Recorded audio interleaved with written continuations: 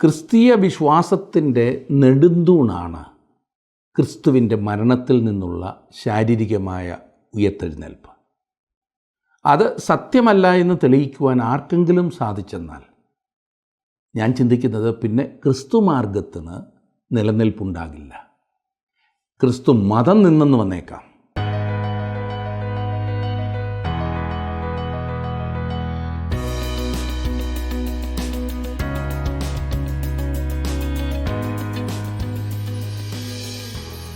അനേകരും അതിന് ശ്രമിച്ച് പരാജയപ്പെട്ട ചരിത്രമാണ് നമുക്കുള്ളത്.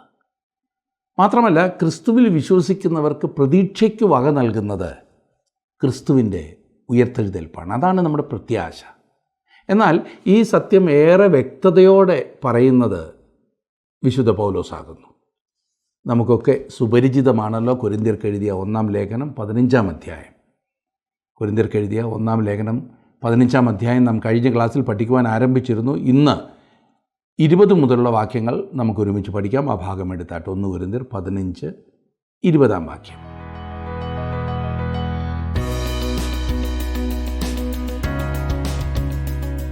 ക്രിസ്തു ഉയർത്തിട്ടില്ല എങ്കിൽ ഉണ്ടാകാവുന്ന ഏതാനും ദോഷഫലങ്ങളെക്കുറിച്ച് പൗലോസ് വിവരിച്ചു. ഒന്നാമതായി, ക്രിസ്തു ഉയർത്തിട്ടില്ല എങ്കിൽ ഞങ്ങളുടെ സന്ദേശവും നിങ്ങളുടെ വിശ്വാസവും അടിസ്ഥാനമില്ലാത്തതാണ് എന്ന് പറഞ്ഞു. രണ്ടാമതായി, ഇത് പ്രസംഗിക്കുന്ന പൗലോസും കൂട്ടരും കള്ളസാക്ഷികളാണെന്ന് വരും.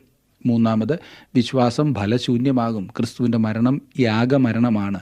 ക്രിസ്തു ഉയർത്തിട്ടില്ല എങ്കിൽ പാപപരിഹാരത്തെ സംബന്ധിച്ചിടത്തോളം അത് നിഷ്ഫലമാണ്. 4, ക്രിസ്തുവിൽ നിദ്ര പ്രാപിച്ചവർ നാശത്തിലേക്കാണ് പോയത് എന്ന് പറയേണ്ടി വരും. ജീവിതത്തിൻ്റെ സുഖലോലുപതയെ അവഗണിച്ച് വിശ്വാസികൾ ജീവിക്കുകയും ഭാവിയെക്കുറിച്ച് ഒന്നും ആശിക്കാനില്ലാതിരിക്കുകയും ചെയ്യുകയാണെങ്കിൽ രക്ഷിക്കപ്പെടാത്തവരല്ലേ ഭാഗ്യശാലികൾ? ഇത്രയും പറഞ്ഞിട്ട് ക്രിസ്തു ഉയർത്തതിൻ്റെ ഫലങ്ങളിലേക്ക് പൗലോസ് പ്രവേശിക്കുന്നു. സുവിശേഷത്തിൽ പുനരുത്ഥാനത്തിൻ്റെ പ്രാധാന്യവും പുനരുത്ഥാനത്തിൻ്റെ തെളിവുകളും നാം കണ്ടു. ഇനിയും പുനരുത്ഥാനത്തിൻ്റെ സ്വയം പ്രകടനം അഥവാ ഫലങ്ങളാണ് നാം കാണുവാൻ പോകുന്നത്. പൗലോസ് പുനരുത്ഥാനത്തെക്കുറിച്ച് പ്രഖ്യാപിക്കുമ്പോൾ പൗലോസിനോടുകൂടി നിൽക്കുവാൻ ഞാൻ ആഗ്രഹിക്കുകയാണ്. 20-ാം വാക്യം, 15-ാം അധ്യായത്തിൻ്റെ 20-ാം വാക്യം. എന്നാൽ ക്രിസ്തു നിദ്ര കൊണ്ടവരിൽ ആദ്യ ഫലമായി മരിച്ചവരുടെ ഇടയിൽ നിന്ന് ഉയർത്തിരിക്കുന്നു.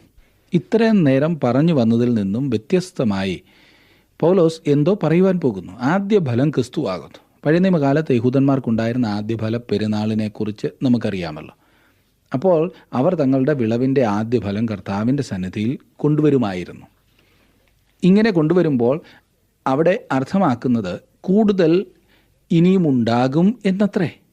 അല്ലെന്ന് വരികിൽ അത് ആദ്യഫലം ആകുകയില്ലല്ലോ.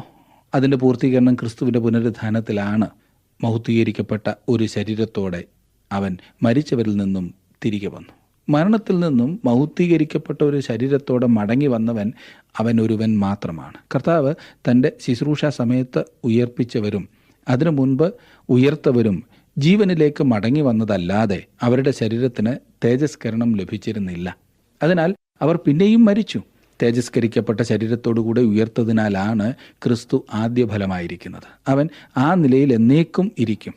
വിശുദ്ധന്മാർ ഉയർക്കുന്നതും ഇങ്ങനെയുള്ള ശരീരത്തിലാണ്. 21-22 വാക്യങ്ങൾ.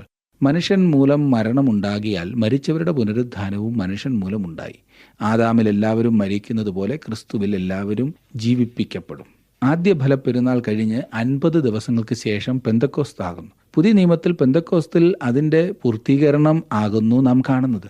അതെ, സഭയുടെ ആരംഭം. എന്നാൽ അതിൻ്റെ ആത്യന്തികമായ പൂർത്തീകരണം കാണുവാൻ പോകുന്നത് ക്രിസ്തു തനിക്ക് ഉള്ളവർക്കായി വീണ്ടും വരുമ്പോൾ അവർ അവനെ മധ്യാകാശത്തിൽ എതിരേൽക്കുവാനായി ഉയർക്കുമ്പോഴാണ്. അതായിരിക്കും യഥാർത്ഥ പെന്തക്കോസ്ത്. അതിനുവേണ്ടിയാണ് ഓരോ വിശുദ്ധനും കാത്തിരിക്കുന്നത്. ആദ്യഫലം ക്രിസ്തു ആകുന്നു. 23-ാം വാക്യം. ഓരോരുത്തരും താൻ്റെ നിരയിലത്രേ. ആദ്യഫലം ക്രിസ്തു, പിന്നെ ക്രിസ്തുവിനുള്ളവർ അവൻ്റെ വരവിങ്കിൽ. അതെത്ര മനോഹരമായിരിക്കുന്നില്ലേ? ക്രിസ്തു നിദ്ര കൊണ്ടവരിൽ ആദ്യഫലമായി മരിച്ചവരുടെ ഇടയിൽ നിന്ന് ഉയർത്തിരിക്കുന്നു. ഇവിടെ മരണമെന്ന നിദ്രയെക്കുറിച്ചാണ് പറഞ്ഞിരിക്കുന്നത്. മനുഷ്യൻ മൂലം ആ മനുഷ്യൻ ആദാമാകുന്നു. മരണമുണ്ടാകിയാൽ മരിച്ചവരുടെ പുനരുത്ഥാനവും മനുഷ്യൻ മൂലമുണ്ടായി. ആദാമിൽ എല്ലാവരും മരിക്കുന്നു. താങ്കളും ഞാനും ആദാമിൻ്റെ കുടുംബത്തിലുള്ളവരാകുന്നു എന്നതിൻ്റെ തെളിവ് എന്താണെന്നറിയാമോ? അതെ, കർത്താവ് വന്ന് നമ്മെ എടുത്തുകൊള്ളുന്നില്ല എങ്കിൽ നാം മരിക്കും എന്നതത്രേ. ക്രിസ്തുവിൽ എല്ലാവരും ജീവിക്കപ്പെടും. യേശുക്രിസ്തു ആകുന്നു പുനരുത്ഥാനവും ജീവനും. ഓരോരുത്തരും താൻ്റെ നിരയിൽ അത്ര എന്ന് പറയുന്നു. നിര അല്ലെങ്കിൽ ഓർഡർ എന്നിവിടെ ഉദ്ദേശിച്ചിരിക്കുന്നത് സൈനിക നിര എന്ന് പറയുന്നത് പോലെ ആകുന്നു. ക്രിസ്തു ആകുന്നു ആദ്യഫലം, പിന്നീട് ക്രിസ്തുവിനുള്ളവർ, അവർ അവൻ്റെ വരവിങ്കൽ. അവൻ എന്തിനായിട്ടാണ് വരുന്നത്? അതേ സുഹൃത്തെ, അവൻ അവൻ്റെ സഭയ്ക്കായി വരുന്നു. ഓരോരുത്തരും താൻ താൻ്റെ നിരയിൽ എന്നതുകൊണ്ട് വ്യക്തമാക്കുന്നത് എല്ലാവരും കൂടി ഉയർക്കുന്ന ഒരു പൊതുവായ ഉയർപ്പ് ദിവസം ഇല്ലെന്നത്രേ. ഇതത്രേ അനേകരും വിശ്വസിച്ചിരിക്കുന്നത്. ഈ ഭാഗത്ത് തിരുവചനത്തിലെ മറ്റേതൊരു ഭാഗത്തേക്കാളും വ്യക്തമായി പൗലോസ് സകല മനുഷ്യരുടെയും ഉയർപ്പിന്റെ ക്രമം വരച്ചിരിക്കുന്നു. എല്ലാവരും ഉയർക്കും, എന്നാൽ എല്ലാ ഒരേ സമയത്ത് ആയിരിക്കില്ല ഉയർക്കുന്നത്. സകല മനുഷ്യരുടെയും പൊതുവായുള്ള ഒരു ഉയർപ്പിനെക്കുറിച്ച് ബൈബിളിൽ പറയുന്നില്ല. മറിച്ച് പുനരുദ്ധാനങ്ങൾ വ്യത്യസ്തങ്ങളായ സമയങ്ങളിലാണ് സംഭവിക്കുന്നത്. ഒന്നാമത്തെ അവസ്ഥ ക്രിസ്തുവിന്റെ പുനരുദ്ധാനം തന്നെയായിരുന്നു. ആദ്യഫലം ക്രിസ്തു. പുനരുദ്ധാനത്തിന്റെ അടുത്ത പടിയിൽ ഉൾപ്പെടുന്ന ആ കൂട്ടർ രക്ഷിക്കപ്പെട്ടവരെല്ലാം അത്രേ. അതെ, ക്രിസ്തുവിനുള്ളവർ. ഇതിന് പറഞ്ഞിരിക്കുന്ന സമയം വളരെ വ്യാപകമായ ഒന്നത്രേ. ക്രിസ്തുവിന്റെ രണ്ടാമത്തെ വരവിന്റെ രണ്ടു വശങ്ങളും ഉദ്ദേശിച്ചാകും ഇത്. ക്രിസ്തുവിനുള്ളവർ എന്നുപയോഗിച്ചിരിക്കുന്നത് തന്നെ വളരെ വ്യാപകമായ ഒരു അർത്ഥത്തിലാണ്. അതായത് എല്ലാ കാലത്തുമുള്ള എല്ലാ രക്ഷിക്കപ്പെട്ടവരെയും ഉദ്ദേശിച്ചത്രേ. പുനരുദ്ധാനത്തിന്റെ ഈ അവസ്ഥയെയാണ് ജീവനായുള്ള പുനരുദ്ധാനം എന്ന് കർത്താവ് ഉദ്ദേശിച്ചത്. വെളിപ്പാട് പുസ്തകം 20-ാം അധ്യായത്തിന്റെ 5-ാം വാക്യത്തിൽ ഇതിനെ വിളിച്ചിരിക്കുന്നത് ഒന്നാമത്തെ പുനരുദ്ധാനം എന്നത്രേ. അങ്ങനെ ഇത് രക്ഷിക്കപ്പെട്ടവരിൽ കുറഞ്ഞത് 3 കൂട്ടത്തെ ഉൾപ്പെടുത്തിയിരിക്കുന്നു. ഒന്ന്, മഹോപദ്രവകാലത്തിന്റെ ആരംഭത്തിങ്കൽ സഭ ഉയർത്തെഴുന്നേൽക്കുകയും എടുക്കപ്പെടുകയും ചെയ്യും. അതത്ര ഈ അധ്യായത്തിന്റെ 51-ും 52-ഉം വാക്യങ്ങളിലും 1 തെസ്സലോനിക്കർ 4-ാം അധ്യായത്തിന്റെ 16-ഉം 17-ഉം വാക്യങ്ങളിലും പറഞ്ഞിരിക്കുന്നത്. രണ്ടാമത്തെ കൂട്ടർ പഴയ നിയമ വിശുദ്ധന്മാർ. ദാനിയേൽ പ്രവചനം 12-ന്റെ 1-ഉം 2-ഉം വാക്യങ്ങളുടെ വെളിച്ചത്തിൽ ഇവർ മഹോപദ്രവകാലത്തിന്റെ അവസാനത്തിൽ ഉയർക്കും എന്ന് കാണുവാനായിട്ട് സാധിക്കും. മൂന്നാമതായി മഹോപദ്രവത്തിലെ വിശുദ്ധന്മാർ. ഇവർ മഹോപദ്രവകാലത്തിന്റെ അവസാനത്തിൽ ഉയർക്കും. വെളിപ്പാട് പുസ്തകം 20-ന്റെ 4-ഉം 5-ഉം വാക്യങ്ങൾ.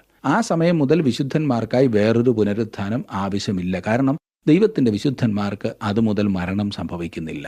ഇന്ന് അനേകരും ഈ അന്ത്യകാലത്തെക്കുറിച്ചുള്ള വിഷയത്തിൽ അമിത താല്പര്യമുള്ളവരത്രേ. അതുകൊണ്ട് തന്നെ പ്രവചന പുസ്തകങ്ങൾ മാത്രമാണ് അവർക്ക് താല്പര്യം ഉള്ളത്. പ്രവചനം പഠിക്കുന്നത് നല്ലതാണ്, എന്നാൽ വലിയ സത്യങ്ങൾ കണ്ടുപിടിക്കുന്നതോടൊപ്പം വളരെയേറെ ദുരുപദേശങ്ങളും ചേർന്ന് വന്നിട്ടുണ്ട്. ഇതിന്റെ പ്രധാന കാരണം തിരുവചനത്തിന്റെ മൊത്തം ഉദ്ദേശത്തെക്കുറിച്ചുള്ള അറിവില്ലാത്തതിനാലാണ് ഈ തെറ്റായ പഠിപ്പീരുകൾ കയറി വന്നിരിക്കുന്നത്. ഞാൻ വളരെ ശക്തമായി വാദിക്കുന്ന ഒരു കാര്യം എന്തെന്നാൽ, തിരുവചനത്തിലെ മറ്റു പുസ്തകങ്ങൾ ഭംഗിയായി പഠിക്കാതെ വെളിപ്പാട് പുസ്തകം പഠിപ്പിക്കുകയോ ചെയ്യരുതെന്നത്രേ. 1-ാം ക്ലാസ്സിൽ പോകാതെ 9-ാം ക്ലാസ്സിൽ സർട്ടിഫിക്കറ്റ് വേണമെന്ന് പറഞ്ഞാലത്തെ സ്ഥിതി ചിന്തിച്ചു നോക്കൂ. പ്രവചനം വളരെ പ്രധാനപ്പെട്ടതാണ്, എന്നാൽ അത് എല്ലാം അല്ല. അതുകൊണ്ട് തന്നെ എൻ്റെ പ്രിയ ശ്രോതാക്കളോട് എനിക്കുള്ള അപേക്ഷ, ദൈവവചനം മൊത്തം പഠിക്കുവാൻ പ്രത്യേകം ശ്രദ്ധിക്കേണ്ടതുണ്ട്. 24-ാം വാക്യം. പിന്നെ അവസാനം, അന്ന് അവൻ എല്ലാ വാഴ്ചയ്ക്കും അധികാരത്തിനും ശക്തിക്കും നീക്കം വരുത്തിയിട്ട് രാജ്യം പിതാവായ ദൈവത്തെ ഏൽപ്പിക്കും. പിന്നെ അവസാനം എന്നതിൻ്റെ ഈ അർത്ഥം എന്താണ്? എന്തിൻ്റെ അവസാനം? കാലത്തിൻ്റെ അവസാനം, യുഗത്തിൻ്റെ അവസാനം. എങ്ങനെയാണ് ഈ യുഗം അവസാനിക്കുന്നത്? മഹോപദ്രവം ആദ്യം ഉണ്ടാകും. തുടർന്ന് ഈ ഭൂമിയിൽ സഹസ്രാബ്ദ വാഴ്ചയുടെ രാജ്യം സ്ഥാപിക്കും. സാത്താനെ വീണ്ടും കുറെ കാലത്തേക്ക് സ്വതന്ത്രനാക്കും. പിന്നീട് അവനെ എന്നേക്കുമായി തീപ്പൊയ്യിൽ തള്ളിയിടും. അതിനുശേഷം കർത്താവായ യേശുക്രിസ്തു തൻ്റെ രാജ്യം എന്നേക്കുമായി സ്ഥാപിക്കും. അതായിരിക്കും നിത്യരാജ്യം. സഹസ്രാബ്ദ വാഴ്ചയുടെ മുൻപോട്ടുള്ള ഒരു അവസ്ഥയായിരിക്കും ഈ പറഞ്ഞ നിത്യരാജ്യം. വ്യത്യാസം, ഈ സഹസ്രാബ്ദ വാഴ്ച ഒരു പരീക്ഷണം മാത്രം ആയിരിക്കും. എന്നാണ് ഇതെല്ലാം സംഭവിക്കുന്നത്?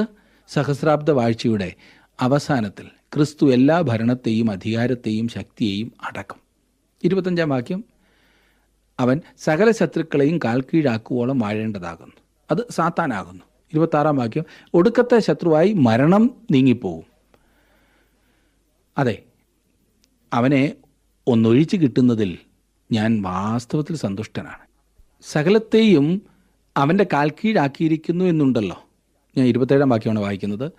സകലവും അവന് കീഴ്പ്പെട്ടിരിക്കുന്നു എന്ന് പറഞ്ഞാൽ സകലത്തെയും കീഴാക്കി കൊടുത്തവൻ ഒഴികെയത്രേ എന്ന് സ്പഷ്ടം. ഇതെന്താണ് പറയുന്നത്?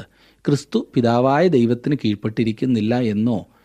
ഒരു നിമിഷം, അടുത്ത വാക്യം പറയുന്നത് എന്തെന്ന് നമുക്കൊന്ന് ശ്രദ്ധിക്കാം.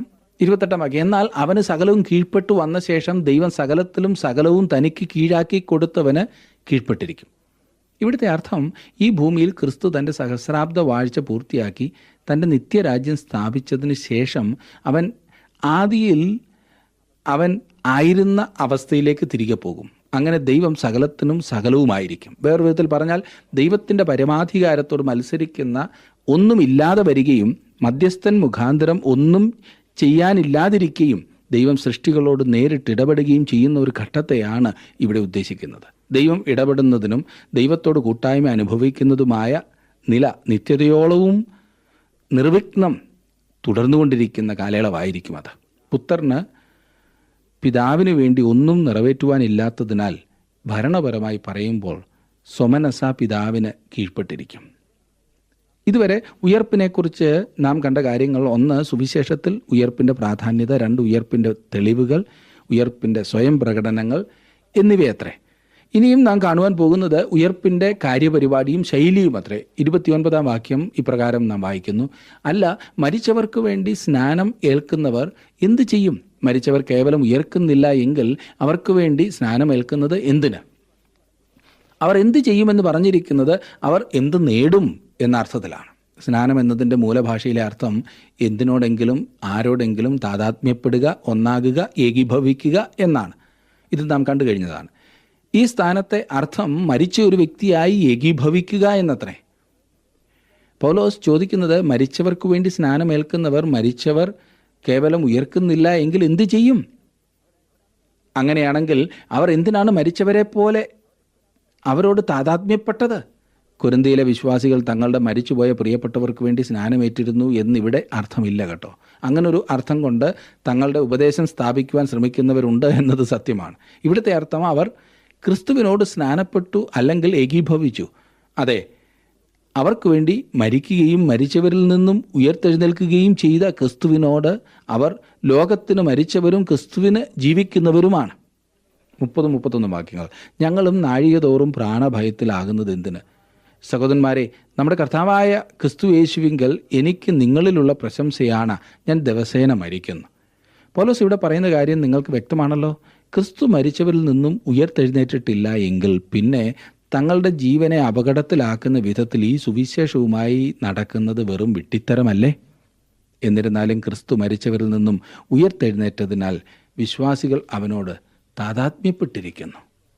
റോമിലെ വിശ്വാസികളോട് പൗലോസ് പറഞ്ഞത് ഇപ്രകാരമാണ്. 6-ാം അധ്യായത്തിൻ്റെ റോമാലേഖനം 6-3-4 വാക്യങ്ങൾ. അല്ല, യേശുക്രിസ്തുവിനോട് ചേരുവാൻ സ്നാനമേറ്റവരായ നാം എല്ലാവരും അവൻ്റെ മരണത്തിൽ പങ്കാളികളാകുവാൻ സ്നാനമേറ്റിരിക്കുന്നു എന്ന് നിങ്ങൾ അറിയുന്നില്ലയോ?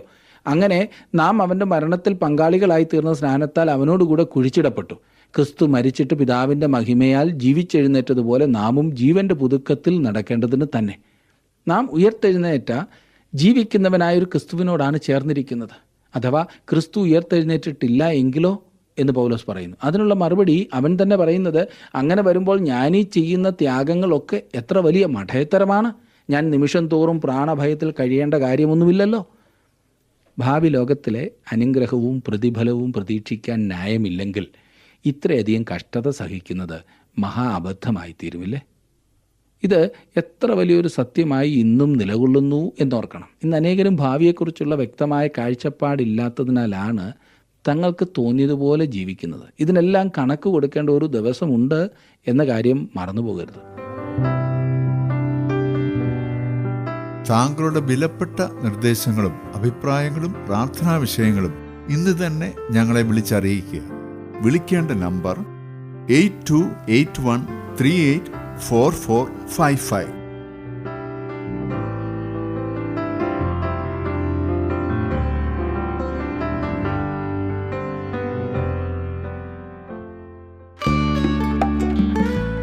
ഇന്നത്തെ പ്രോഗ്രാം താങ്കൾക്ക് ഇഷ്ടപ്പെട്ടുവോ? എങ്കിൽ ഉടൻ തന്നെ ഞങ്ങൾക്കൊരു മിസ് കോൾ തരിക. അടുത്ത വിജയി ഒരുപക്ഷെ താങ്കളായിരിക്കാം.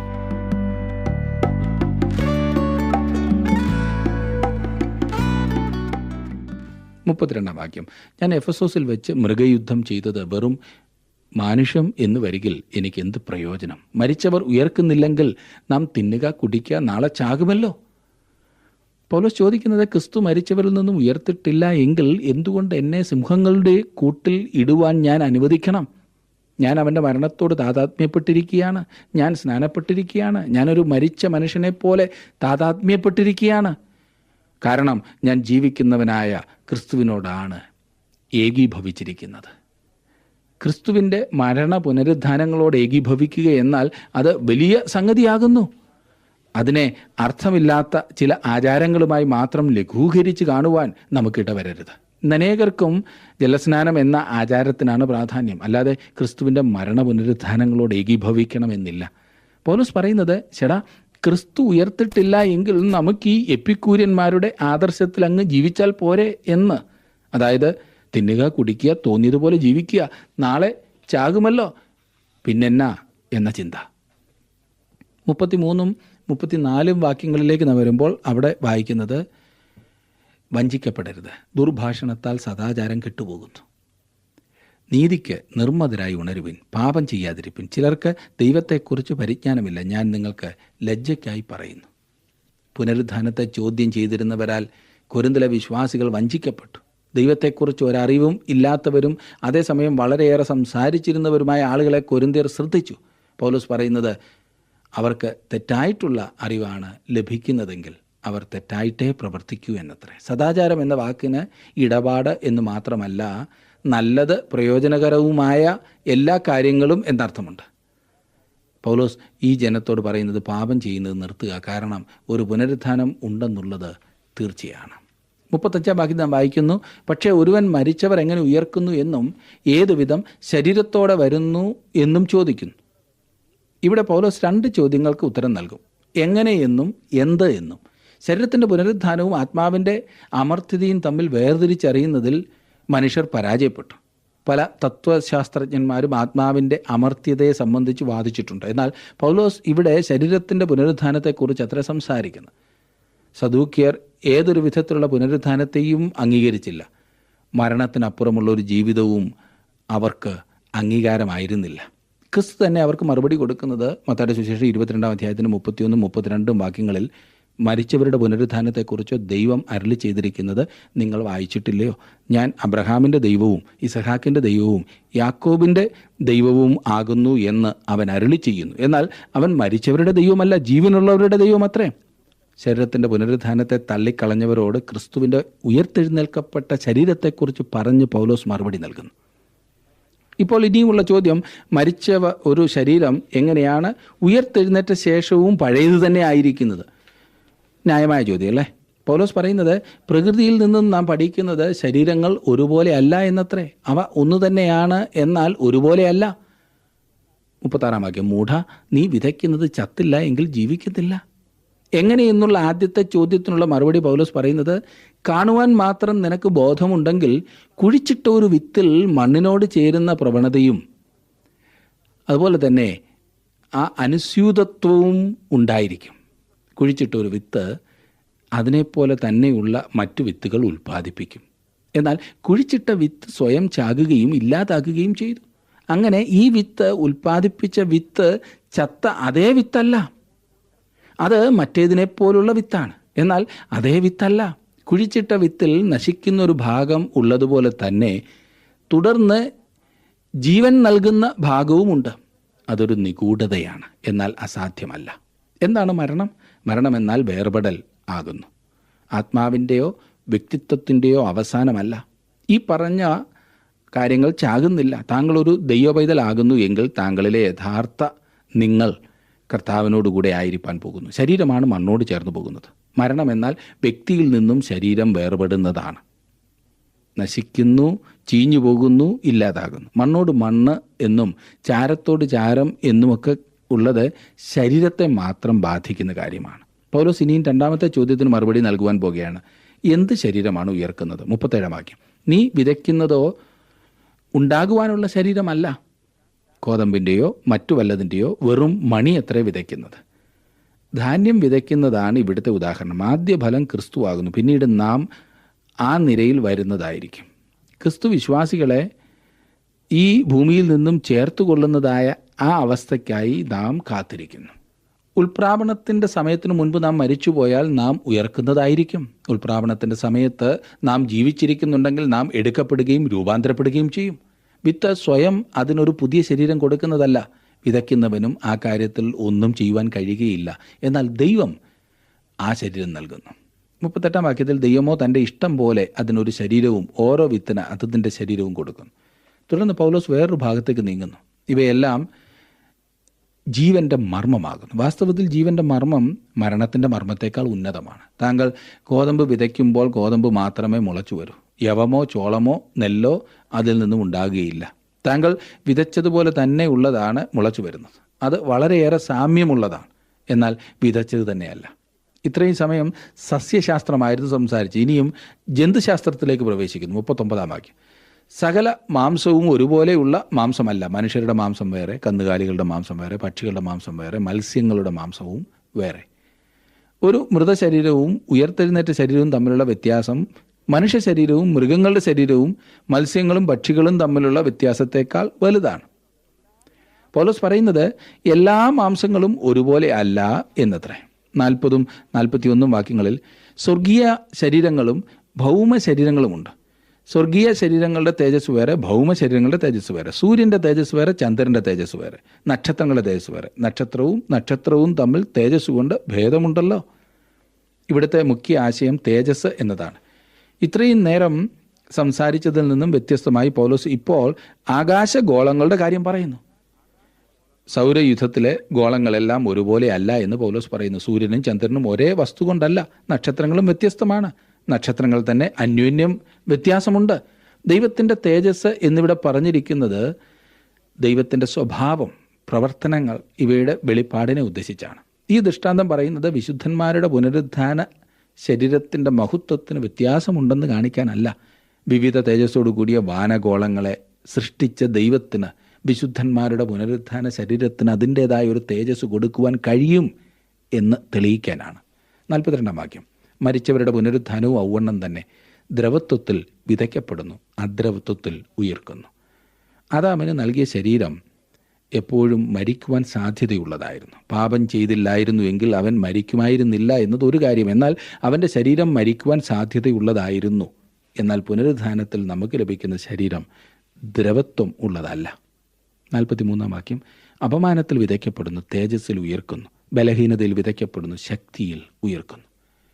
അതെ, പുതിയ ശരീരത്തെ നമുക്ക് നൽകുന്നു. ആ ശരീരത്തോടെ നമുക്ക് തേജസ്സും നിറവും സൗന്ദര്യവും ശക്തിയും എല്ലാം ലഭിക്കും. 44-ാം വാക്യം. പ്രാകൃത ശരീരം വിതയ്ക്കപ്പെടുന്ന, ആത്മിക ശരീരം ഉയർക്കുന്നു. പ്രാകൃത ശരീരമുണ്ടെങ്കിൽ ആത്മിക ശരീരവുമുണ്ട്. പ്രാകൃത ശരീരം എന്നതുകൊണ്ട് ദേഹിയുടെ ഭരണത്തിന് വിധേയമായ ശരീരം.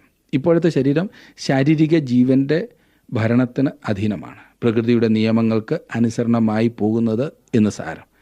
പ്രാണൻ മുഖാന്തരമാണ് ശരീരം സ്വയം പ്രകാശനം നടത്തുന്നതും ഇതരന്മാരോട് ഇടപെടുന്നതും. ശരീരം ഇന്ന് മാംസവും രക്തവും ഉള്ളതും ഭക്ഷണവും വായുവും ആവശ്യമുള്ളതും വളർച്ചയും വേദനയും ജരാനരകളും നേരിടുന്നതും മരിക്കുന്നതുമാണ്.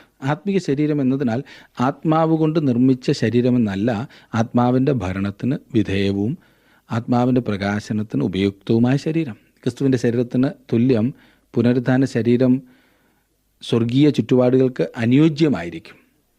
45-ാം വാക്യത്തിൽ നാം വായിക്കുന്നു, ഒന്നാം മനുഷ്യനായ ആദാം ജീവനുള്ള ദേഹിയായി തീർന്നു എന്ന് എഴുതിയിരിക്കുന്നുവല്ലോ. ഒടുക്കത്തെ ആദാം ജീവിപ്പിക്കുന്ന ആത്മാവായി. ദേഹി എന്ന് പറയുന്നത് വ്യക്തിയെ ഉദ്ദേശിച്ചാണ്. ആദാമിനെ മണ്ണുകൊണ്ട് നിർമ്മിച്ചപ്പോൾ ചൈതന്യമില്ലാത്തതായിരുന്നു. മൂക്കിൽ ജീവശ്വാസം ഊതിയപ്പോൾ ദേഹിയായി തീർന്നു.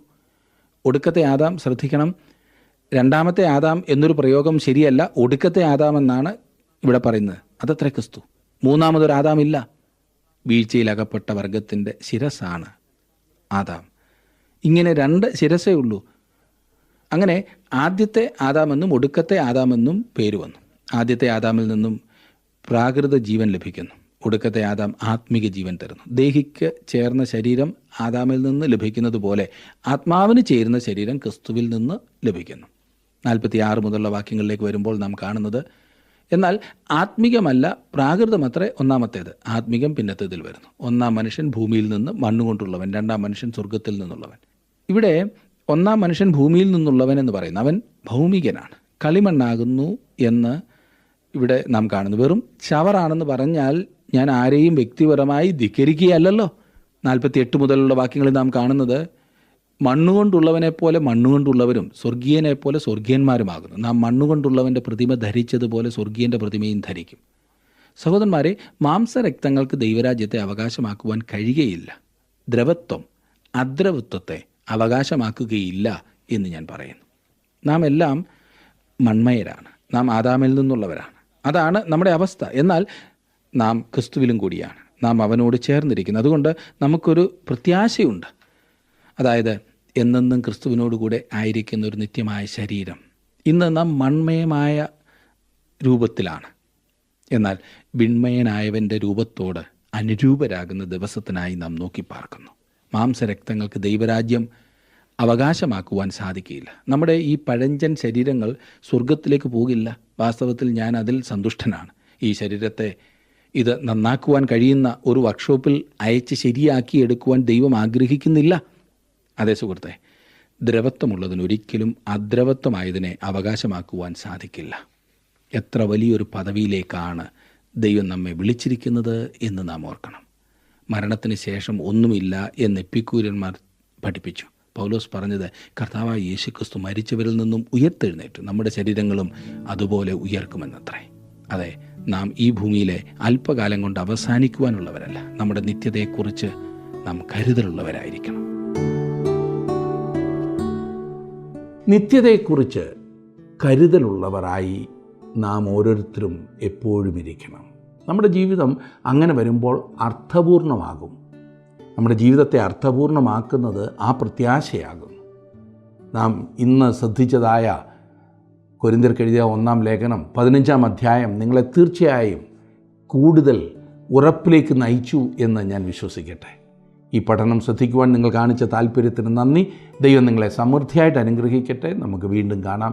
അതുവരെ ദൈവസാന്നിധ്യം നിങ്ങളോട് കൂടെ ഉണ്ടായിരിക്കട്ടെ.